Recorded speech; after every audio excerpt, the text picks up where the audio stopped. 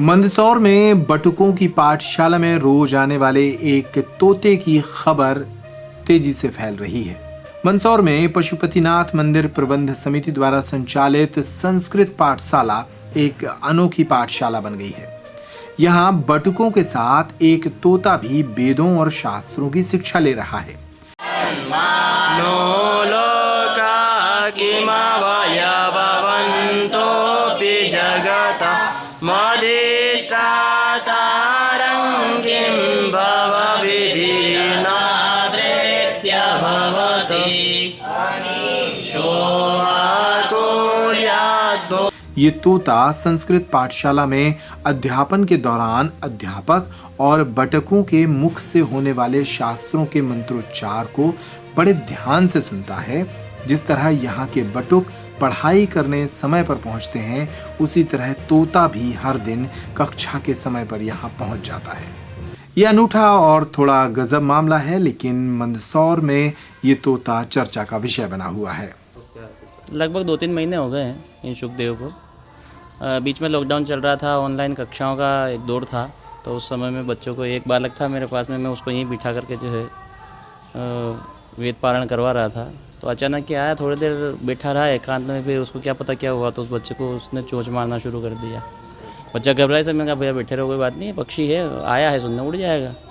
तो जब तक वो उठा नहीं तब तक वो बच्चे को चोट मारता ही रहा। फिर मैं कहा भैया उठ जाओ, तो उठा। तो जैसे बालक उठा तो आसन पे जाकर बैठ गया और कम से कम लगभग घंटा, घड़ी तो नहीं देखी लेकिन हाँ घंटा भर के लगभग समय तक उसने जो है वेद पारायण सुना बैठ करके। और उसके बाद से लगभग ये इसकी नित्य दिनचर्या में है। प्रातःकाल आ जाता है, 7-7:30 बजे तक आ जाता है।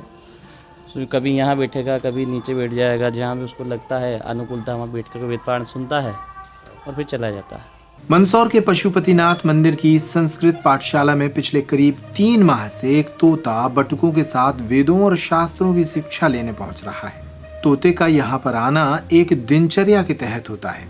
अब ये तोता संस्कृत पाठशाला का मानो हिस्सा बन चुका है। सुबह आता है और दोपहर में उड़ जाता है। उसके बाद शाम को भी संस्कृत पाठशाला में कुछ घंटों के लिए वह पहुंचता है।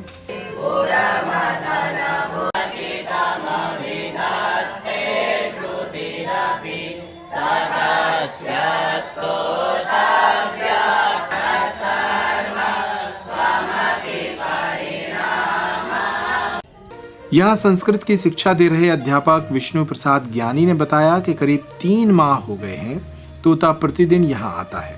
अध्यापक ने बताया कि इस परिसर में पेड़ों के बीच कक्षा संचालन के दौरान पहले भी जीव जंतु आ जाते थे।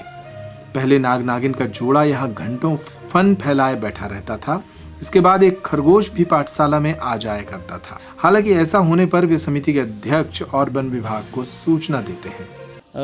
वेद हमारे समस्त ज्ञान के भंडार है और साक्षात यस्य निश्वसिता वेदा, भगवान के श्वास से वेदों की उत्पत्ति हुई है। और वेद प्रकृति का मूल है।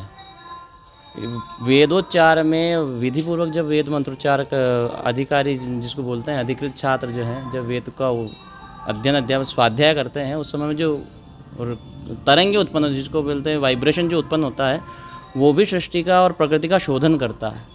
उससे इन पक्षियों को कहीं ना कहीं आत्मसंतोष मिलता है, जीवों को संतोष मिलता है, लोग जीव उसकी तरफ अनायास आकर्षित होते हैं। और दूसरा है, कई जीवात्माएं भी ऐसी होती है जो वेद श्रवण करना चाहती है। शास्त्र में कई बार उल्लेख आता है, भागवत में, वृंदावन इत्यादि में, कि ऋषि मुनि जो है वृक्ष बन करके भी वहाँ वृंदावन में वास करके अपना भोजन करते हैं। शायद कोई देवात्मा होगी, वेद पाठ सुनने की इच्छा होगी और हमारा वेद पाठ अच्छा लगा इसलिए आकर के सुन रहे हैं। इसमें कोई हम तो अतिशयोक्ति नहीं मानते और हमारा कोई विशेष इसमें कोई परिश्रम भी नहीं है। ये तो इन्हीं की कुछ देवीय चेष्टा है।